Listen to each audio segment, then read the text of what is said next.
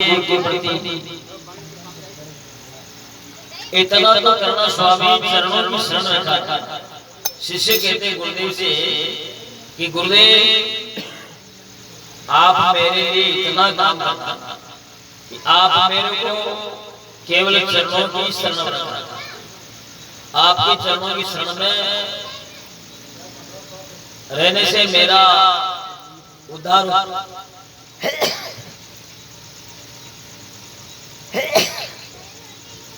उद्धार हो जाए। तो चरणों की शरण का क्या मतलब होता है? चरणों की शरण का मतलब होता है गुरुदेव के आदेश को मानना। चरणों की शरण का मतलब गुरुदेव के आदेश को मानने का नाम है चरणों की शरण होना।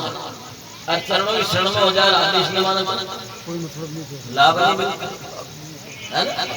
तो उनके आदेश को मानने का मतलब होता है गुरु की चरणों की शरण में, उनके आदेश को मान करके उनके ऊपर चले। इतना तो करना, स्वामी चरणों की शरण। खोटे हमारे धंधे रचे माया में फंदे कि हम गृहस्थी जीवन में हमारे जितने भी धंधे हैं वो खोटे हैं, क्योंकि गृहस्थी जीवन में कई धंधा करना पड़ता है। खोटे हमारे धंधे रचे माया में फंदे और माया के हम गुलाम हो रहे। रचे माया में फंदे हम जन्म जन्म के गंदे। हम जन्म जन्म से गंदे का मतलब होता है कि हम जन्म जन्म से कई कुकर्मों में उलझे हुए हैं, अशुभ कर्मों में उलझे हुए हैं, इसलिए गंदे। हम जन्म जन्म के गंदे, पापों का नहीं ठिकाना, और कोई पापों का कोई पता नहीं कितना पाप किया कितना नहीं किया। जब भी पाँव रखते हैं तो पाप होता है, खाना खाते तो पाप होता है, पानी पीते तो पाप होता है, चलते तो पाप होता है। पापों का नहीं ठिकाना, इतना तो करना, स्वामी घुमा युगन युगन 84 पर भूला नहीं अविनाशी के कई युगों से मैं घूम रहा हूँ। युगन युगन का मतलब कई युग बीत गया इस जीव को संसार में घूमते घूमते। युग क्यों बीत गया? ये जीव अमर है, अखंड है, अविनाशी है। ये कई शरीर धरता धरता धरता ऊंची नीची योनियां धरता हुआ, कोई पुण्य फल जाकर तो है, तब जाकर के हमें मनुष्य जन्म मिला। पुण्य जागृत होता है तब मनुष्य जन्म मिलता है। तो पुण्य क्या होता है कि हमारा कोई पहले का सींचा हुआ कर्म होता है। इसलिए रामायण भी कहती है कि संचित कर्म अभी जब होई मनुष्य जन्म पावे। जिसका अच्छा संचित पहले का किया हुआ कर्म उदय होता है, तब जाकर के मनुष्य जन्म मिलता है। और विवेक चूड़ामणि में शंकराचार्य लिखते हैं कि जंतु नाम नरजन्म दुर्लभम मत। जीवों में मनुष्य जन्म दुर्लभ है। जो वस्तु दुर्लभ होती है वो अपन को मिली हुई। वो दुर्लभ क्या चीज है? मनुष्य जन्म। अब इस मनुष्य जन्म दुर्लभ पाई हुई वस्तु को हम इसका ठीक ढंग से उपयोग नहीं करेंगे तो दोबारा मिलना बड़ा कठिन है। ठीक ढंग से उपयोग नहीं करेंगे, इसकी हिफाजत नहीं करेंगे, इसमें इसको दुर्गुण में लगाएंगे, कुकर्मों में लगाएंगे, अशुभ मार्ग में लगाएंगे, तो फिर दोबारा थोड़ा मिलेगा। क्यों मिलेगा? कि अच्छे कर्म नहीं करते हैं। इसके लिए कर्म ही प्रधान होता। अच्छे कर्म करते हैं तब मनुष्य जन्म मिलता है। इसलिए अच्छे जन्म मिला हुआ, शुभ जन्म मिला हुआ।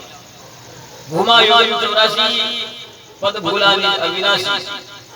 मैं चेतन स्वरूप आत्मा हूँ। इस ज्ञान को मैं भूला हुआ हूँ। क्यों भूला हुआ? माया की वजह। हमारे अंतःकरण में, हमारी बुद्धि में, हमारे चित्त में माया का विकार भरा पड़ा, इसलिए हम भूले हुए हैं। घुमा युग 84 पद भूला निज अविनाशी। अरे माया को जीव विलासी, कृपा कर मुझे बचाना। माया को जीव विलास के ये जीव जो है माया में विलास ज्यादा करता है। माया में विलास का मतलब माया का आसक्त है। माया को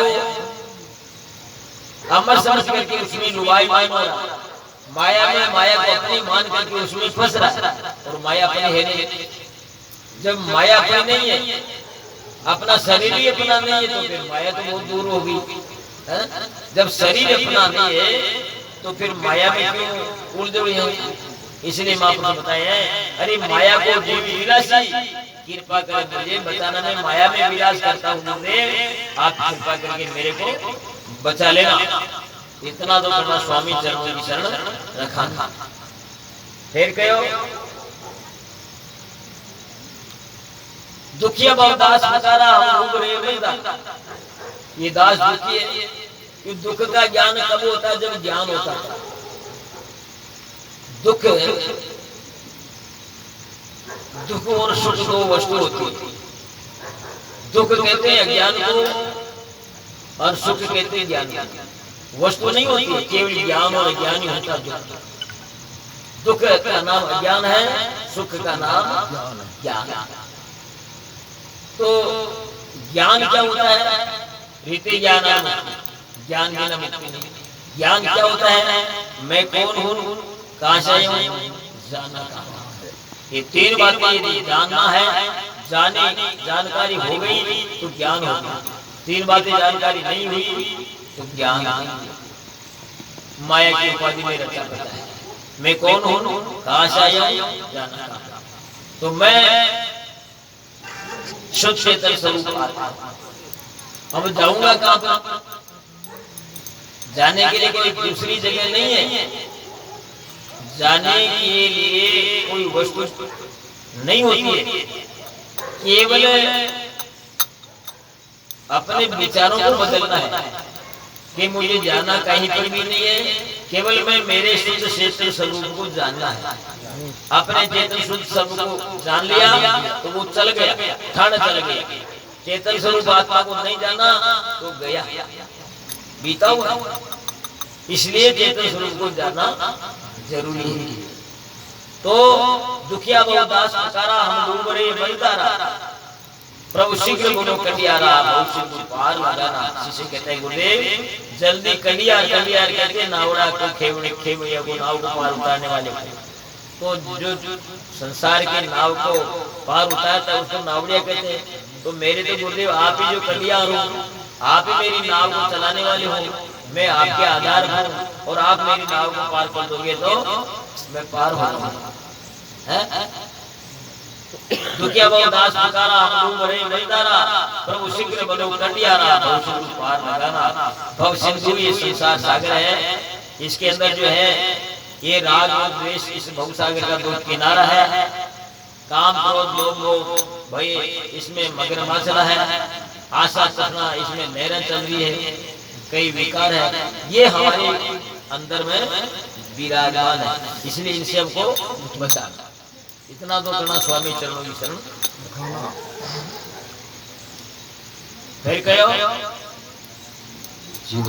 जीवड़ा से जीव जावे तो दूजा दृष्टि नहीं आवे। ये बहुत मार्मिक बात है कि जीवड़ा से जीवन जावे तब दूजा दृष्टि नहीं आवे। महापुरुष कहते हैं, महापुरुष की भावना क्या है, महापुरुष का ज्ञान क्या है? महापुरुष का ज्ञान है कि जब मेरे इस जीवड़ा यानी चेतन स्वरूप इस शरीर में विराजमान है और इससे जब ये छूटता है, कब छूटता है? अंत समय में छूटता है। तो अंत समय जब भी आवे इसकी, जब भी ये छूटे तो मेरे को क्या देखना, क्या मिलना चाहिए, क्या दर्शन होना चाहिए? मेरे को गुरुदेव आपका दर्शन होना चाहिए, ना कि जगत का। जगत का दर्शन करूंगा तो फिर मेरे को जगत में आना पड़ेगा, है ना? तो मैं दर्शन किसका करूं? मैं गुरुदेव आपका दर्शन करूं जो मैं आप में ही समझूं। तो आप कौन होता है? गुरुदेव मेरा स्वरूप हो। तो गुरुदेव आप मेरा स्वरूप हो, मैं इसलिए मैं आप में ही मैं समझूं। तो आप में समझ जाऊंगा तो फिर जन्म नहीं हो जाएगा। मैं चाहता ही यही है। जीवड़ा से जीव जावे तब दूजा दूजा दर्शन नहीं आवे, मेरा दूसरा नजर नहीं आवे। पर लौकिक दर्शन में आदमी काई करे? आदमी मरवाला गए तो कद बाई ने बुलावे, कद बाई ने बुलावे, कद काकी ने बुलावे, कद दादी ने बुलावे, दर्शन करा दे दादी का मर।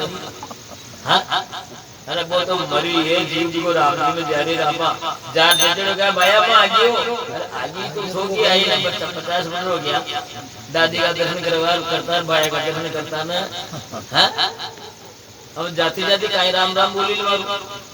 अरे हाल अड्डे राम की ना पर लोग दृष्टि संसार की इस माया दृष्टि में उलझी हुई है बाहर नहीं निकलती। इसलिए महापुरुष कहते चेता करके जीवड़ा से जीव जावे तब दूसरा दृष्टि नहीं आवे दूसरा नजर नहीं आना चाहिए।